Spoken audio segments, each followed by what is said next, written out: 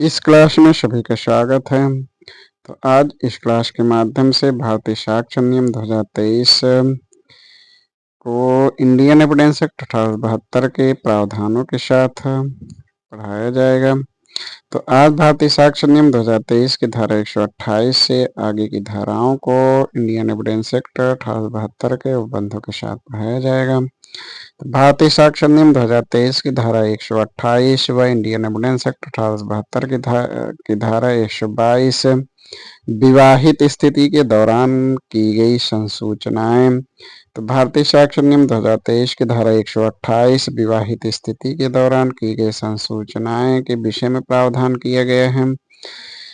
तो धारा 128 में जो विशेष अधिकार है वो इस प्रकार है कि धारा 128 के अनुसार कि कोई व्यक्ति जो विवाहित है या जो विवाहित रह चुका है, किसी संसूचना को जो किसी व्यक्ति द्वारा जिससे वह विवाहित है या रह चुका है, विवाहित स्थिति के दौरान में उसे दी गई थी, प्रकट करने के लिए विवश नहीं किया जाएगा और ना ही उसे किसी ऐसे संसूचना को प्रकट करने की अनुमति दे दी जाएगी जब तक कि वह या उसका हित प्रतिनिधि सहमत न हो, सिवाय ऐसे वादों के जो विवादित व्यक्तियों के बीच हों या उन कार्यवाहियों में जिनमें एक विवाहित व्यक्ति दूसरे के विरुद्ध किए गए किसी अपराध के लिए अभियोजित है। भारतीय साक्ष्य नियम 2023 की धारा 129 व इंडियन एविडेंस एक्ट 1872 की धारा 123 राज्य के कार्यकलापों के बारे में साक्ष्य। तो भारतीय साक्ष्य नियम 2023 की धारा 129 में राज्य के कार्यकलापों के बारे में साक्ष्य के विषय में प्रावधान किया गया है। तो धारा 129 में प्रावधान किया गया है कि कोई भी व्यक्ति राज्य के किन्हीं भी कार्यकलापों से संबंधित अप्रकाशित शासकीय अभिलेखों से व्युत्पन्न कोई भी साक्ष्य देने के लिए अनुज्ञात नहीं किया जाएगा, सिवाय कि संबद्ध विभाग के प्रमुख अधिकारी की अनुमति के। तो धारा 129 में लोक कल्याण की भावना सर्वोच्च विधि है का सिद्धांत है। सिलस पापली लिक्स यानी लोकमत सर्वोच्च है। भारतीय साक्ष्य नियम 2023 की धारा 130 व इंडियन एविडेंस एक्ट 1872 की धारा 124 है शासकीय संसूचनाएं। तो भारतीय साक्ष्य नियम 2023 की धारा 130 में शासकीय संसूचनाएं के विषय में प्रावधान किया गया है। तो धारा 130 में प्रावधान किया गया है कि कोई भी लोक अधिकारी जिसे शासकीय विश्वास में दी हुई संसूचनाओं को प्रकट करने के लिए विवश नहीं किया जाएगा, यानी किसी भी लोक अधिकारी को जिसे शासकीय विश्वास में दी गई संसूचनाओं को प्रकट करने के लिए विवश नहीं किया जाएगा जब वह समझता है कि उस प्रकटन से लोकहित की हानि होगी। भारतीय साक्ष्य नियम 2023 की धारा 131 व इंडियन एविडेंस एक्ट 1872 की धारा 125 अपराधों को करने के बारे में सूचना। तो भारतीय साक्ष्य नियम 2023 की धारा 131 में अपराधों को करने के बारे में सूचना के विषय में प्रावधान किया गया है। तो धारा 131 में प्रावधान किया गया है कि किसी भी मजिस्ट्रेट या पुलिस अधिकारी को किसी अपराध के किए जाने के बारे में प्राप्त सूचना कब मिली यह कहने के लिए विवश नहीं किया जाएगा और किसी भी राजस्व अधिकारी को लोक राजस्व के विरुद्ध किसी अपराध के किए जाने के बारे में कोई सूचना कब मिली कहने के लिए विवश नहीं किया जाएगा। भारतीय साक्ष्य नियम 2023 की धारा 132 व इंडियन एविडेंस एक्ट 1872 की धारा 126 व 127 वृत्तिक संसूचनाएं। तो भारतीय साक्ष्य नियम 2023 की धारा 132 में वृत्तिक संसूचनाएं के विषय में प्रावधान किया गया है। तो धारा 132 की उपधारा 1 यानी इंडियन एविडेंस एक्ट 1872 की धारा 126 व भारतीय साक्ष्य नियम 2023 की धारा 132 की उपधारा 1 में प्रावधान किया गया है कि कोई भी अधिवक्ता अपने मुवक्किल की अभिव्यक्त सम्मति के बिना मुवक्किल या उसकी ओर से ऐसे अधिवक्ता को या अधिवक्ता की हैसियत में सेवा के अनुक्रम में और उसके प्रयोजन के लिए दी गई कोई संसूचना प्रकट करने के लिए या किसी दस्तावेज की जिसमें वह अपनी वृत्तिक सेवा के अनुक्रम में और उसके प्रयोजन के लिए परिचित हो गया है, उसकी अंतर्वस्तु या दशा कथित करने को या किसी सलाह को जो ऐसी सेवा के अनुक्रम में और उसके प्रयोजन के लिए उसने अपने मुवक्किल को दी है, प्रकट करने के लिए किसी भी समय अनुज्ञात नहीं किया जाएगा। परंतु इसमें जो अपवाद है कि अवैध प्रयोजन परंतु में दिया गया है कि परंतु निम्नलिखित बात को प्रकटीकरण से संरक्षण नहीं है। यानी खंड का में है कि अवैध प्रयोजन को अग्रसर करने में दी गई कोई संसूचना। खंड खा में है कि अधिवक्ता के रूप में नियोजन के पश्चात कोई अपराध या कपट किए जाने से संबंधित कोई संसूचना।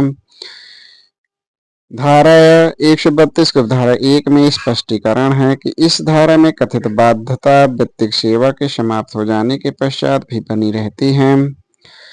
भारतीय इंडियन एविडेंस एक्ट 1872 की धारा 127 व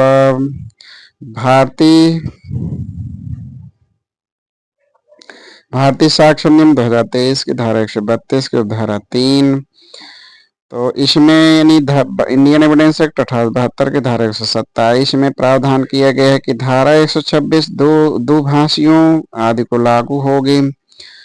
तो धारा इंडियन एविडेंस एक्ट 1872 की धारा 127 व भारतीय साक्ष्य नियम 2023 की धारा 132 की धारा 3 इस धारा के उपबंध अधिवक्ताओं के निर्वाचनकर्ताओं और लिपिकों या कर्मचारियों को लागू होंगे।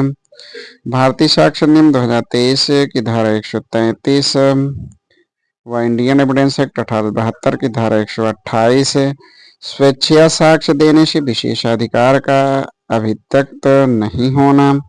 तो भारतीय साक्ष्य नियम 2023 की धारा 133 स्वेच्छा साक्ष्य देने से विशेषाधिकार का अभित्यक्त नहीं होना के विषय में प्रावधान करती है।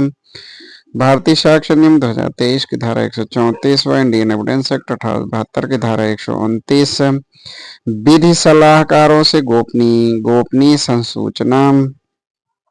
तो भारतीय साक्ष्य नियम 2023 की धारा 134 विधि सलाहकारों से गोपनीय संसूचना के विषय में प्रावधान किया गया है।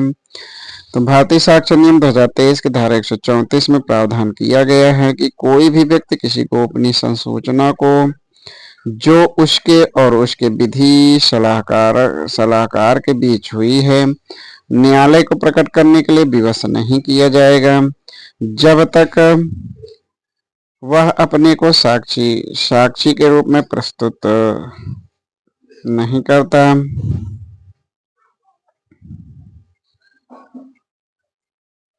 प्रत्येक सुसंगत तथ्य एक ग्राह्य तथ्य नहीं होते, किंतु प्रत्येक ग्राह्य तथ्य एक सुसंगत तथ्य होता है। इसका उदाहरण है कि इंडियन एविडेंस एक्ट 1872 की धारा 121 से 129 में सुसंगत तथ्य ग्राह्य नहीं है।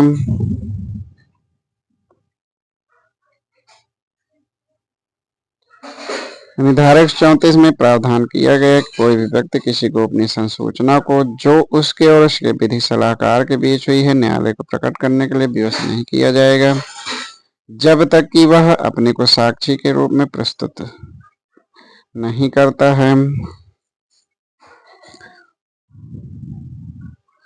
भारतीय साक्ष्य नियम 2023 की धारा 135 व इंडियन एविडेंस एक्ट 1872 की धारा 130 जो साक्षी पक्षकार नहीं है उसके हक विलेखों को प्रस्तुत किया जाना। तो भारतीय साक्ष्य नियम 2023 की धारा 135 में प्रावधान किया गया है कि जो साक्षी पक्षकार नहीं है उसके हक विलेखों को प्रस्तुत किया जाने के विषय में प्रावधान करता है। तो धारा 135 में प्रावधान किया गया कि किसी लिखित करार के सिवाय किसी भी व्यक्ति को किसी ऐसे विलेखों या दस्तावेजों को प्रस्तुत करने के लिए विवश नहीं किया जाएगा जो उसे अपराध में फंसाने की प्रवृत्ति रखता है। भारतीय साक्ष्य नियम 2023 की धारा 136 व इंडियन एविडेंस एक्ट 1872 की धारा 131 ऐसे दस्तावेजों या इलेक्ट्रॉनिक अभिलेखों का प्रस्तुत किया जाना जिन्हें कोई दूसरा व्यक्ति जिसका उन पर कब्जा है प्रस्तुत करने से इनकार कर सकता था। तो भारतीय साक्ष्य नियम 2023 की धारा 136 ऐसे दस्तावेजों या इलेक्ट्रॉनिक अभिलेखों का प्रस्तुत किया जाना जिन्हें कोई दूसरा व्यक्ति जिसका उन पर कब्जा है प्रस्तुत करने से इनकार कर सकता था के विषय में प्रावधान करता है। तो धारा 136 में प्रावधान किया गया कि प्रस्तुत करने के लिए विवश नहीं किया जाएगा जब तक कि ऐसा अंतिम वर्णित व्यक्ति उन्हें प्रस्तुत करने के लिए सहमति नहीं देता है। भारतीय साक्ष्य नियम 2023 की धारा 137 व इंडियन एविडेंस एक्ट 1872 की धारा 132 इस आधार पर कि उत्तर विषय अपराध में फंसाए गए साक्षी को उत्तर देने से क्षम्य नहीं होगा। तो भारतीय साक्ष्य नियम 2023 की धारा 137 में यह प्रावधान किया गया है कि इस आधार पर कि उत्तर विषय अपराध में फंसाया गया साक्षी उत्तर देने से क्षम्य नहीं होगा। तो धारा 137 में प्रावधान किया गया है कि परंतु ऐसा कोई भी उत्तर जिसे देने के लिए कोई साक्षी विवश किया जाएगा वह गिरफ्तारी या अभियोजन के अधीन नहीं होगा और न इसे उत्तर द्वारा मिथ्या साक्ष्य देने के लिए अभियोजन के सिवाय उसके विरुद्ध किसी दंड कार्यवाही में साबित किया जाएगा। भारतीय साक्ष्य नियम 2023 की धारा 138 व इंडियन एविडेंस एक्ट 1872 की धारा 133 सह अपराधी। तो भारतीय साक्ष्य नियम 2023 की धारा 138 में सह अपराधी के विषय में प्रावधान किया गया है। तो भारतीय साक्ष्य नियम 2023 की धारा 138 के अनुसार सह अपराधी किसी अभियुक्त व्यक्ति के विरुद्ध सक्षम साक्षी होगा और कोई भी दोष सिद्धि इसलिए अवैध नहीं है यदि वह किसी सह अपराधी के संपुट परिसाक्ष्य के आधार पर की गई है। इसमें इस धारा में विधि की खंडनीय एवं अखंडनीय उपधारणा है। सहअपराधी से संबंधित भारतीय साक्ष्य नियम 2023 की धारा 119 के दृष्टांत खा में कि सह अपराधी विश्वसनीयता के अयोग्य है जब तक तात्विक विशिष्टियों में उसकी संपुष्टि नहीं होती है और इस धारा में जो धारणा है वो खंडनीय है। तो इस प्रकार सह अपराधी का साक्ष्य कमजोर साक्ष्य है। सह अपराधी कौन है? तो एक भिक्षा सह अपराधी हो सकती है, एक रिश्वत देने वाले व्यक्ति, चोरी की संपत्ति प्राप्त करने वाला व्यक्ति सह अपराधी हो सकता है, सह अपराधी है। सह अपराधी का साक्ष्य संबंधित जो महत्वपूर्ण वो निर्णीत बात है मदन मोहन बनाम पंजाब राज्य, शेषम्मा बनाम महाराष्ट्र राज्य, डगडू बनाम महाराष्ट्र राज्य और भवानी साहू बनाम किंग, ये सहअपराधी संबंधित महत्वपूर्ण निर्णीत वाद हैं।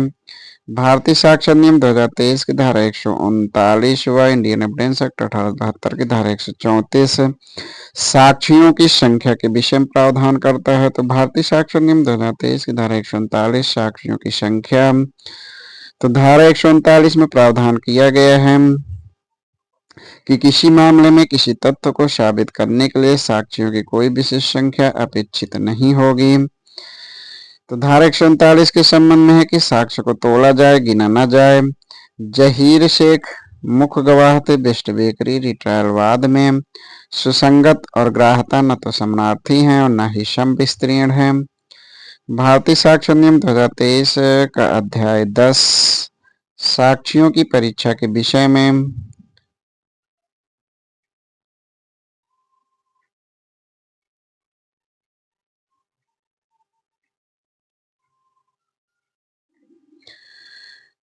भारतीय साक्ष्य नियम 2023 का अध्याय 10 साक्षियों की परीक्षा के विषय में। तो साक्षियों की परीक्षा के विषय में जो के संबंध में जो धारा यानी अध्याय 10 में धारा 140 से धारा 168 तक की धाराएं हैं। साक्षियों की परीक्षा के विषय में इंडियन एविडेंस एक्ट 1872 के अध्याय 10 में जिसमें धारा 135 से धारा 166 तक में प्रावधान थे। भारतीय साक्ष्य नियम 2023 की धारा 140 व इंडियन एविडेंस एक्ट 1872 की धारा 135 साक्षियों को प्रस्तुत करने उनकी परीक्षा का क्रम।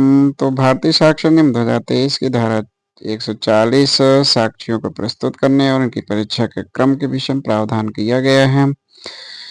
तो धारा 140 में प्रावधान किया गया कि सिविल और दंड प्रक्रिया से तत्समय संबंधित विधि और पद्धति द्वारा और ऐसे किसी विधि के अभाव में न्यायालय के विवेक द्वारा साक्ष्यों को प्रस्तुत करने और इनकी परीक्षा का क्रम विनियमित होगा। भारतीय साक्ष्य नियम 2023 की धारा 141 व इंडियन एविडेंस एक्ट 1872 की धारा 136 न्यायाधीश साक्ष्य की ग्राह्यता के बारे में निश्चय करेगा।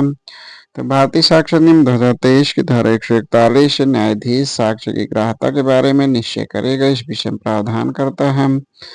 भारतीय साक्ष्य नियम 2023 की धारा 142 व इंडियन एविडेंस एक्ट 1872 की धारा 137 साक्षियों की परीक्षा। तो भारतीय साक्ष्य अधिनियम 2023 की धारा 142 में साक्षियों की परीक्षा के विषय में प्रावधान है।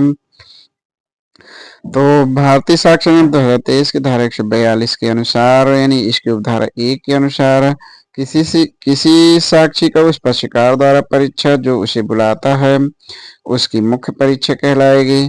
उपधारा 2 में प्रावधान है कि किसी साक्षी की प्रतिपक्षी द्वारा की गई परीक्षा उसकी प्रतिपरीक्षा कहलाएगी। उपधारा 3 में है कि किसी साक्षी की प्रतिपरीक्षा के पश्चात इसकी उस पक्षकार द्वारा परीक्षा जिसने उसे बुलाया था उसकी पुनः परीक्षा कहलाएगी। भारतीय साक्ष्य अधिनियम 2023 की धारा 139, भारतीय साक्ष्य अधिनियम 2023 की धारा 139 व इंडियन एविडेंस एक्ट 1872 की धारा 134,